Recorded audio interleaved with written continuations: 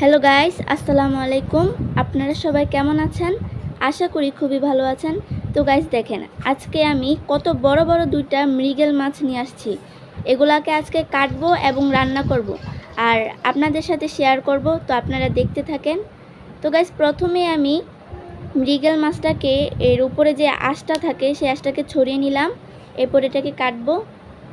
মাশাআল্লাহ গাইস, উপর থেকে দেখে প্রথমে ভাবছিলাম হয়তো এটার ভিতরে ডিম হবে, এখন দেখি সত্যিই ডিম হয়েছে।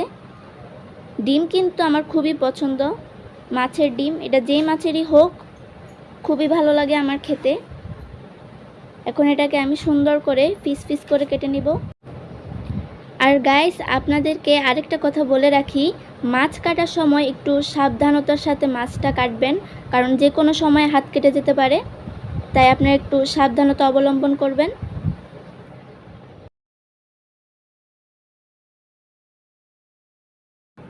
তো গাইস দেখেন, এক এক করে মাছ কাটা কিন্তু আমার একদম কমপ্লিট।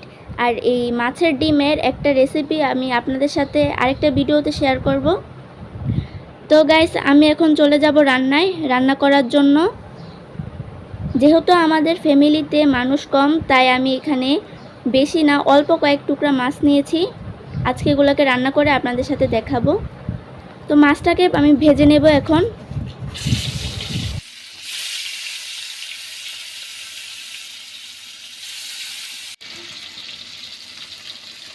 তো গাইস আমার মাছ ভাজা কিন্তু শেষ। এবার চুলায় কড়াইটা বসিয়ে তেল দিয়ে দিব।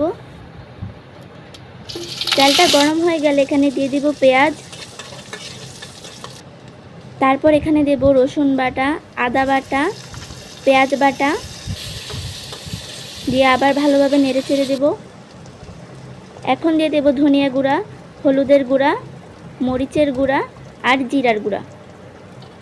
সামান্য পানি দিয়ে দেব যাতে মশলাটা না পুড়ে যায়। একটু নেড়ে চেড়ে কষিয়ে নেব। এখন গাইস দিয়ে দিচ্ছি স্বাদমতো লবণ, আবারও একটু ভালোভাবে নেড়ে চেড়ে কষিয়ে নেব। তো গাইস এবার দিয়ে দেব কেটে রাখা পটল আর আলু।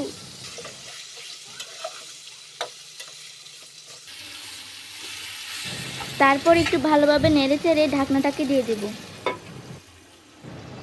তো গাইস ফিরে আসলাম কিছুক্ষণ পরে। তরকারিটাকে আবারও একটু ভালোভাবে নেড়ে চেড়ে দেব। এখন দিয়ে দেব সামান্য পানি, আবারও একটু ভালোভাবে নেড়ে চেড়ে দিয়ে আবার ঢাকনাটাকে দিয়ে দেব। তো গাইস ফিরে আসলাম আবার 10 মিনিট পরে। এখন ভেজে রাখা মৃগেল মাছগুলোকে এখন দিয়ে দেব। এক এক করে সবগুলো মাছই কিন্তু আমি দিয়ে দিয়েছি।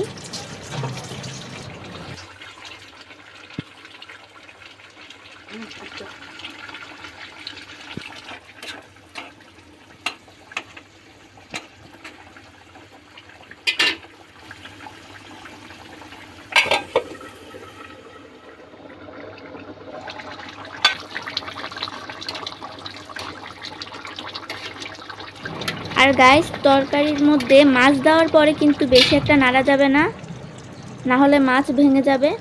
তো গাইস এ পর্যায়ে আমি এখানে দিয়ে দেব কিছু টমেটো কুচি আর কয়েক টুকরা কাঁচামরিচ।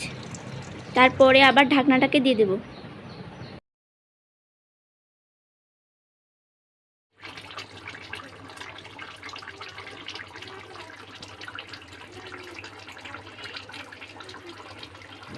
গাইস আমার তরকারি রান্নাটা কিন্তু একদমই শেষ। এ পর্যায়ে আমি কিছু ধনিয়া কুচি দিয়ে দেব।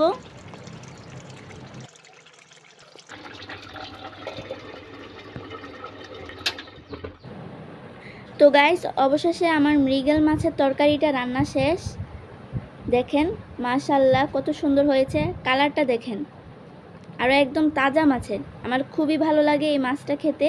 তো গাইস কেমন লাগলো আজকে আমার এই মৃগেল মাছের রেসিপিটা অবশ্যই কমেন্ট করে জানাবেন।